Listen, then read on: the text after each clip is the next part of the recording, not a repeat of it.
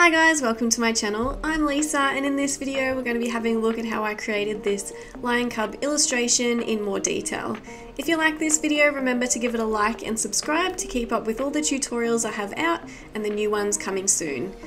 If you'd like to see any of my completed pieces, please check me out on Instagram, and if you complete a line like this or these tips have helped, please let me know in the comments below or tag me on Insta because I would love to see your work. So before we get started, the pencils I'm using are Faber Castell Polychromos pencils. The paper is Fabriano Artistico hot press watercolour paper, and let's get started drawing the lion. So usually where I start with a piece like this is usually with the eye. This gives you a good reference point to start from, and then you can sort of build on from there. I usually start on the left hand side, mostly just because I am right-handed and I don't want to start on the right hand side, move over to the left and risk smudging the colour pencil that I've already put down. So to start with the eye, I usually go in with a dark sepia pencil, just lightly outline the shape of the eye, and then when you're happy with the outline, you can go in with a harder pressure and get the colour in there. For this lion cub, the black in the eye was very dark, so I did just use the dark sepia pencil. Usually if the eye is a little bit lighter, I'll go in with like a nougat or a lighter brown colour. Once you're happy with the shape, then I go in and lightly put in the pupil of the eye, just so we get the shape and where we want it to be. And then I'll go in with a white waxy pencil, and in this case I used a white Holbein soft white pencil. And I'll go into the highlight just to make sure I put a wax resist in so that it stops the any other colours getting in it. And then you can go into the rest of the eye with your lighter colours and then building up through your mid-tones into the darker tones, making sure to give the spherical shape of the eye as you go and making sure that you don't go into that highlight. So after the eye is completed, then I'll move up usually to the left-hand side and then move up to the ear. So for the ear, I did use some embossing tools to make sure that I get a couple of little white hairs, especially the ones going into the black section. So when doing fur like this, I recommend that you work in sort of little groups and clumps of fur so that you're sort of not getting lost with what you're doing. And you go in with your lighter colours and put in the light base and making sure that you're also outlining the darker areas, because if you go in with a lighter base and cover over all of your graphite lines, then you will lose where the little details and things are. Moving next onto the nose, it's the same procedure as what you do for the eye. So in this case, I went in with a Nougat or a Bistre colour and just lightly outline the shape of the nose that you want, and then go into the nostrils and make those nice and dark. And then once you're happy with the shape, you can go in with a darker pressure and then use your light colours to build up a light base, and then to your mid-tones. So you want to put any colours that you see underneath, like reds and blues or purple colours in the nose. And then move on to your darker colours, the dark sepia, walnut brown, and make it nice and dark. And then I went into the cheeks and started to fill those out. And then once you have the cheeks and you're starting to get more fur in, you can start to assess the colours and see if you need to go darker in the nose and in the eyes and build up from there.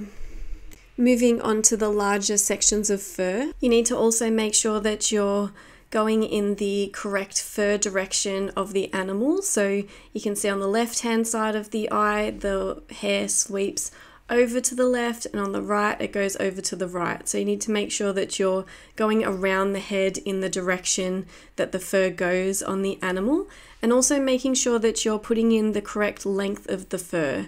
So if you're going on the muzzle and putting in really long sweeping fur marks, it's not going to look realistic because on the nose there are really small short fur marks. So remember to start off with your light colours and always doing really light layers and making sure that you build up to the darker tones. So I found it really difficult with this piece when I was putting in the colours to sort of judge the values. So I put in all of like the darker, the eyes and the ears and the nose, and then I sort of had to build up the tones around those from my reference photo.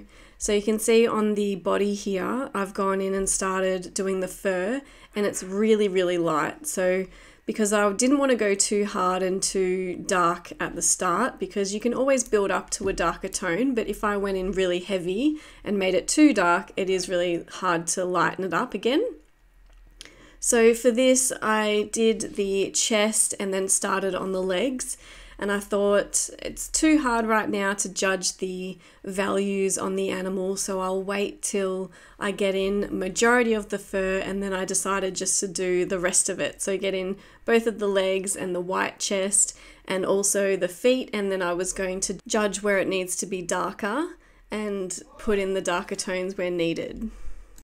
So when I was doing the legs on this piece, I needed to make sure that I was getting the right length of the fur and the spots and the darker areas in where they were meant to be. So I would go in with a lighter colour and just map out all of those areas where it's meant to be darker, and then slowly just build up the tones on each side. So it did take quite a while to build up all of the colours because I was doing sort of really big sections at a time. Moving on to the feet, I just made sure that I was going in with the lighter layers first and mapping out each toe. So I did each toe at a time and then moved on to the next one. And I also made sure that I had really soft, fluffy lines and really light pressure on my pencil when I was making the lines, so it looks nice and soft and fluffy and not controlled and dark, harsh lines. The feet on this ended up being my favourite thing from this whole piece. I was most excited about how they looked at the end. Finally, I just decided to add some shading under the feet just to make it look like he was standing or sitting on something rather than it just be floating in midair. Alright, so now we're pretty much all the way through completing this little lion.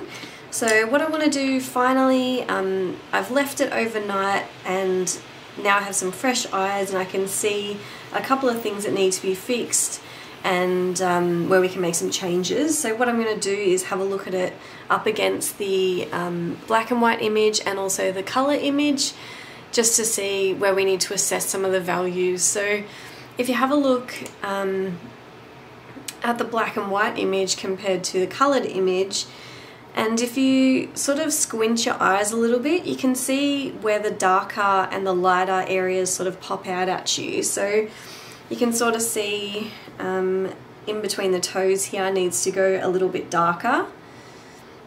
And like under the armpit, so these little crease areas could go a little bit darker. So what I'll do is go in with some walnut brown or even some dark sepia just to really darken those areas up.